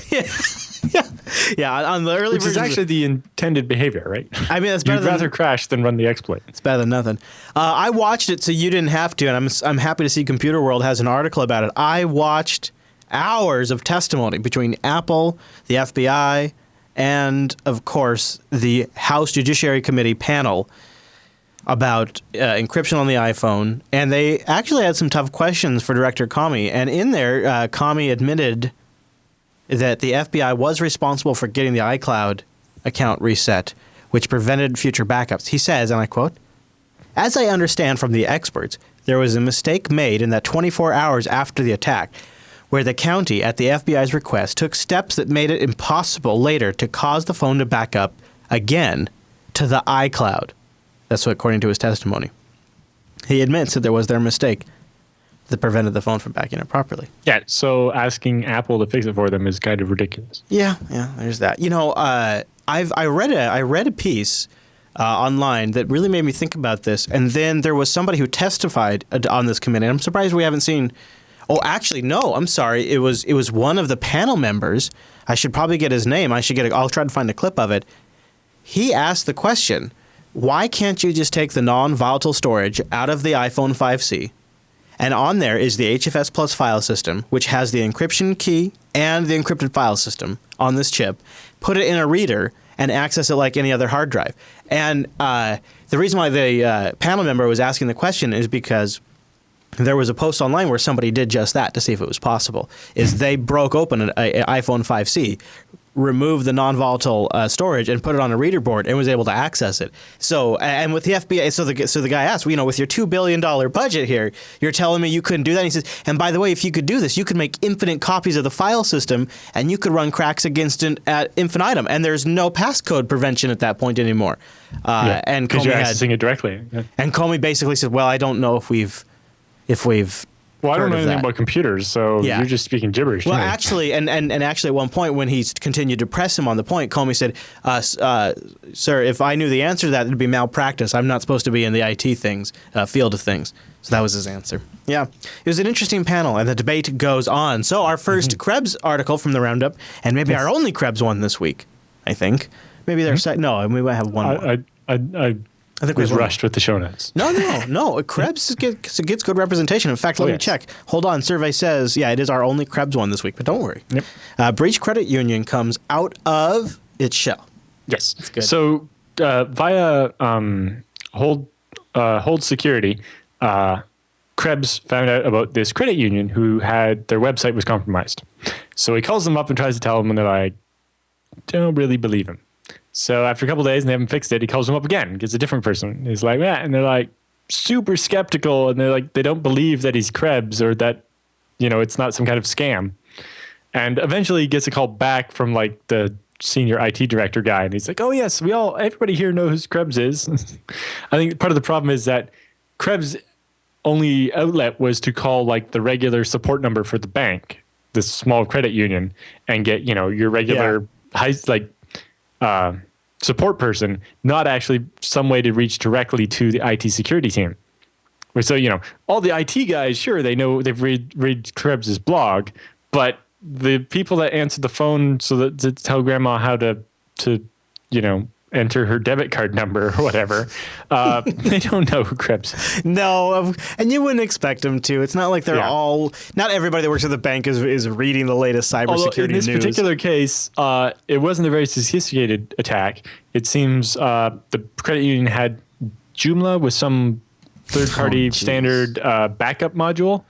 And it turns out that this backup module available for both Joomla and WordPress has a flaw, and you can get a web shell. You know what would be a great gift? And with that web shell, you can do whatever you want. You know what somebody should do for the TechSNAP program for episode 300? This would be a lot of work, so you don't have to do it, but man, this would be a great gift for Alan and I. If you could go through TechSNAP history and just count every time a compromise to a company happened because of a CMS vulnerability, if we could just get the name of the CMS and the company that was compromised and then get a total, that would be an incredible number to talk about for episode 300, because how many times is it the CMS low-hanging fruit?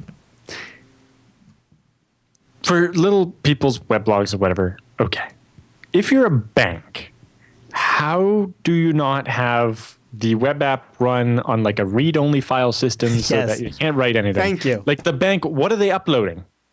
Or maybe, runs when users access it, it runs as from this web server with this username, and it always has no write access to anything. Oh, sure. And then if you access it with this other URL that can only be accessed via the VPN or whatever, that's where you can post, make new posts and upload stuff. Realistically, though, any changes to a bank website are likely going through a change control committee. They're being approved by several people. They're being uploaded to a development server first, and then they're being pushed to a production server. But the bad guys went and changed the website with no approval from anybody. I know, great but system this is my point: is there's no reason why the production system should be anything but a read-only image, and maybe it's a statically built version. Like it should be statically built for sure. Yeah, I just don't understand, Alan. Joomla. I mean, not to pick on Joomla, but that, sure. It's just I just think in my head, it's like Nginx config. 2 PHP FPM backends. One runs as the user W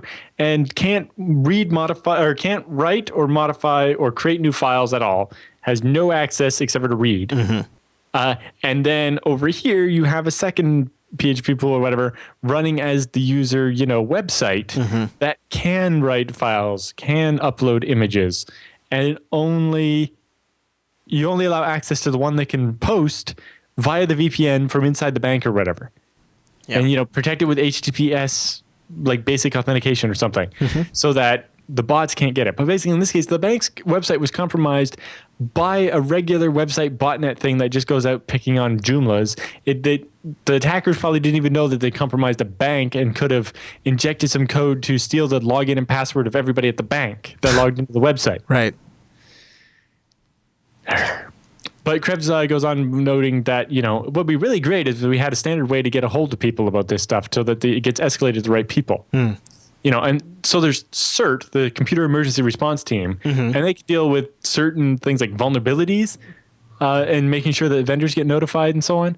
But they don't have the capacity or the manpower to be able to manage, I need to report that, this bank's website is compromised, and I need to do it by not calling the customer support number. Or XYZ private company. It could be anything. It could be anything that. Well, if you remember all the TechSNAP episode 1, we scanned Sony's thing and found they're using 5-year out of date Apache, but there's no, how do we get a hold of the Sony security team? And I can understand that the companies don't want to just give this out an email address or something for that. And so it makes sense to do something like CERT, but maybe we just need to give CERT more money and manpower and have every company has to have, a contact with CERT that's responsible for accepting vulnerability notifications. Or maybe some sort of like public wiki. When people find it, they make a public wiki. But then that could be abused, right? Exactly. In the marketing or all kinds of silly stuff. Mm-hmm. And so that's why something like CERT, where it's like this trusted third party that, is established. You give us the thing, and then we will make sure it gets only the right information gets, so that if you're Sony, you're only getting notifications about things you actually care about.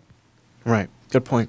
All right, Alan. But, building that, that takes a lot of people. You need relatively skilled people, and it wouldn't be a fun job to sit there and get vulnerability disclosures and coordinate with vendors to get them fixed.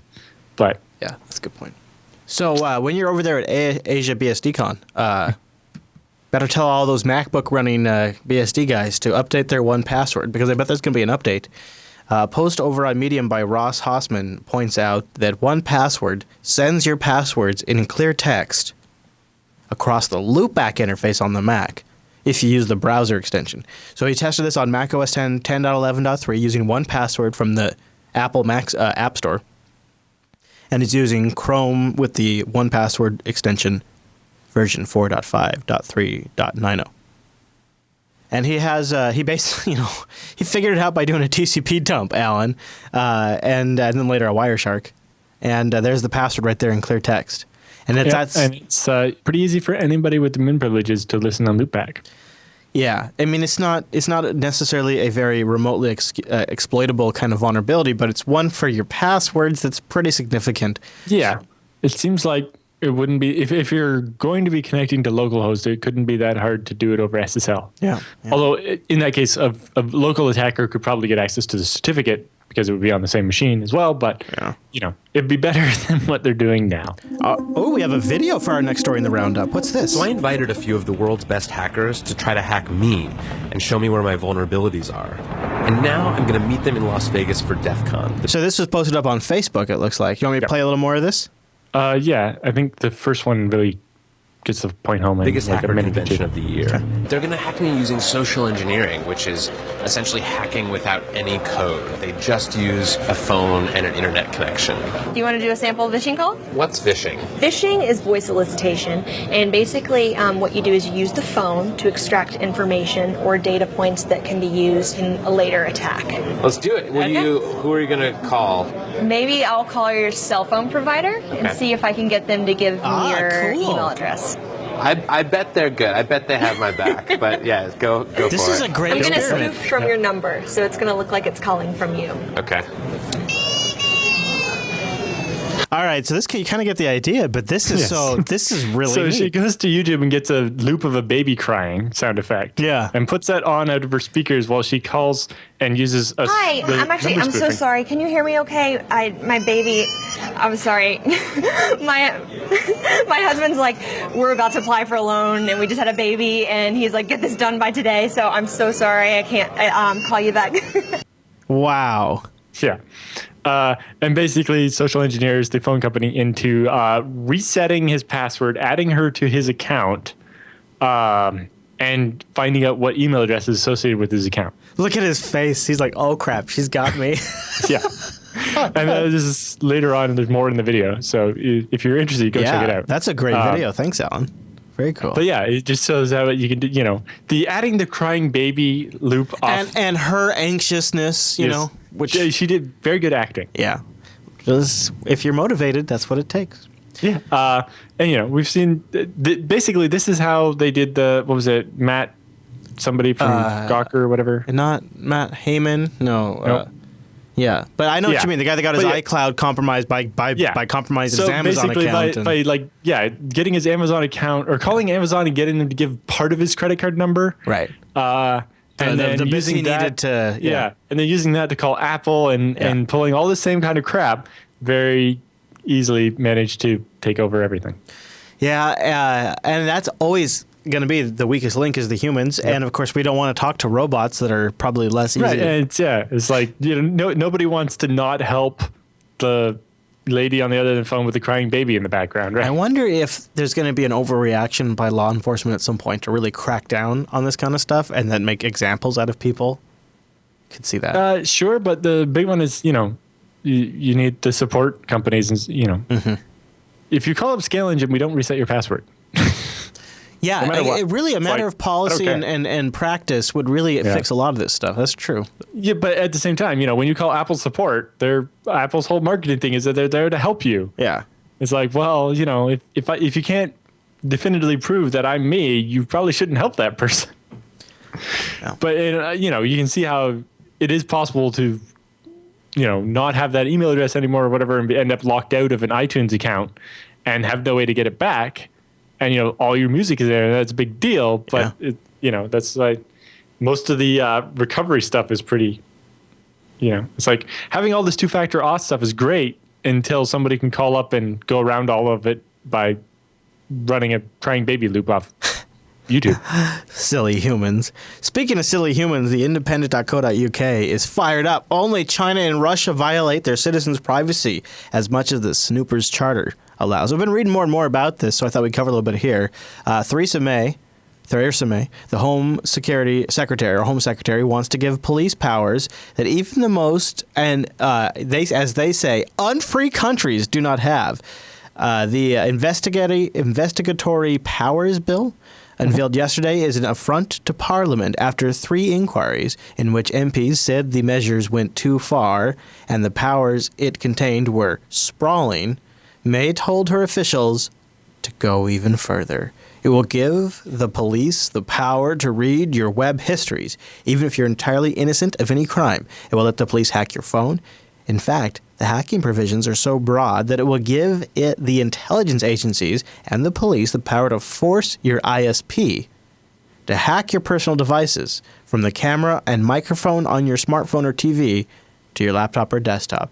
It isn't even clear whether the judicial warrants allowing such hacking will be signed off for individuals or whether judges will be asked to sign off on broader warrants enabling the hacking of, say, a group of people the state doesn't like.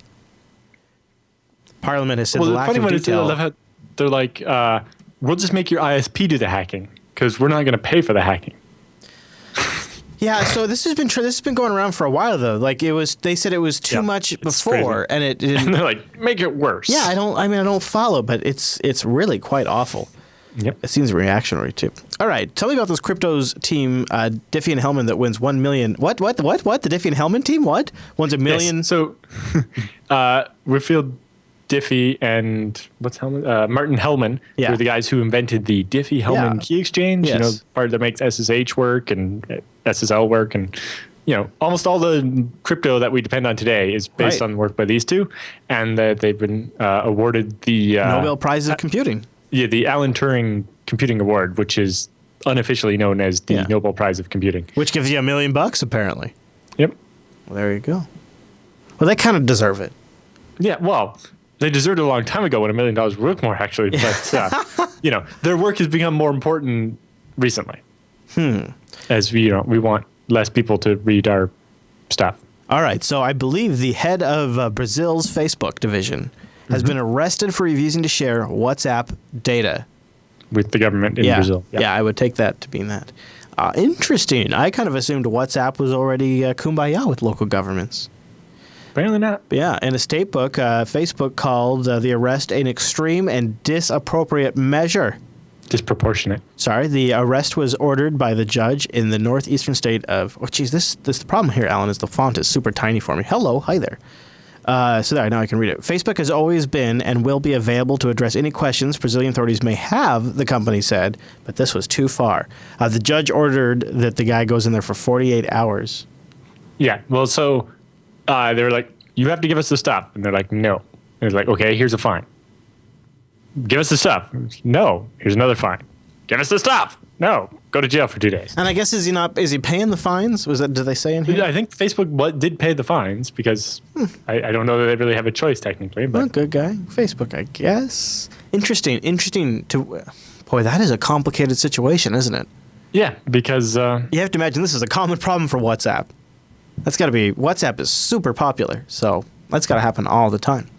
All right, Alan, well, guess what? That brings us to the end of this week's episode of TechSNAP. 256 is in the can. I've been waiting for this episode for a long time. It feels good to be at the end of 256. If you'd like to join us, we won't be live next week because Alan is traveling to Asia, but we will be live the week after that. Go to jblive.tv for that.